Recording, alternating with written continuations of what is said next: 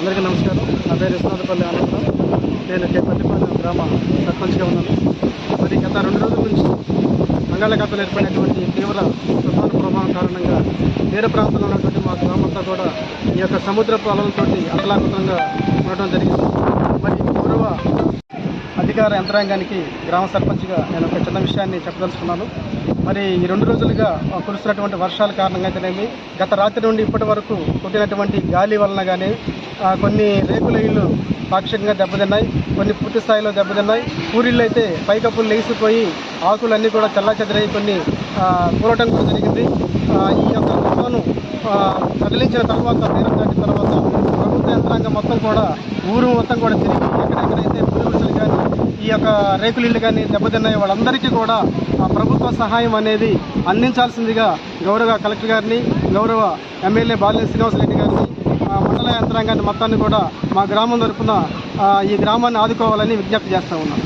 ప్రకారం మండల యంత్రాంగం మొత్తం ఎంఆర్ఓ కానీ, ఎండిఓ కానీ, ఈవారిసారి కానీ, స్పెషల్ ఆఫీసర్ కానీ, ఇంకా జాయింట్ కలెక్టర్ గారికి అందరూ, డిపిఓ గారికి కానీ అందరూ వచ్చి మా గ్రామాన్ని సందర్శించి ఎవరైతే పూరి గుడిసెలలో ఉంటూ ఇబ్బందికరమైనటువంటి పరిస్థితులు ఎదుర్కొంటూ ఉన్నారో వాళ్ళందరినీ కూడా సురక్షితమైన ప్రాంతాలకు తరలించి వాళ్ళకి అన్ని సౌకర్యాలు, అన్ని వసతులు కల్పించాలని చెప్పని గౌరవ ప్రకాశం జిల్లా కలెక్టర్ గారు ఆదేశించడం జరిగింది. అందులో భాగంగానే పూరి గుడిసెలలో ఇబ్బంది పడుతున్నటువంటి వాళ్ళందరినీ కూడా గత 2 రోజుల నుంచి వాళ్ళని ఇక్కడ తీసుకొచ్చి సెంటర్లో వాళ్ళకి అన్ని వసతులు కల్పించాము.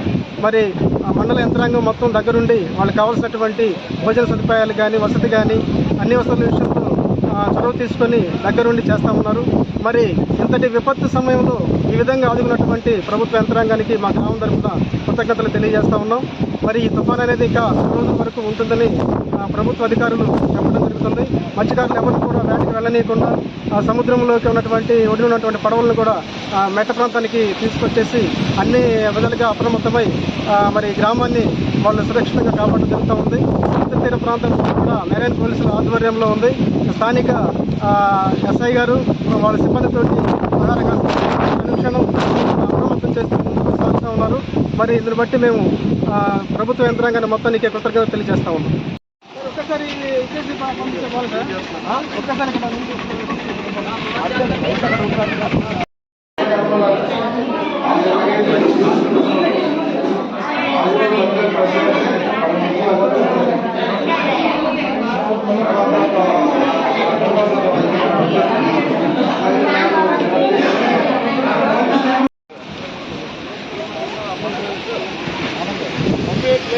మరి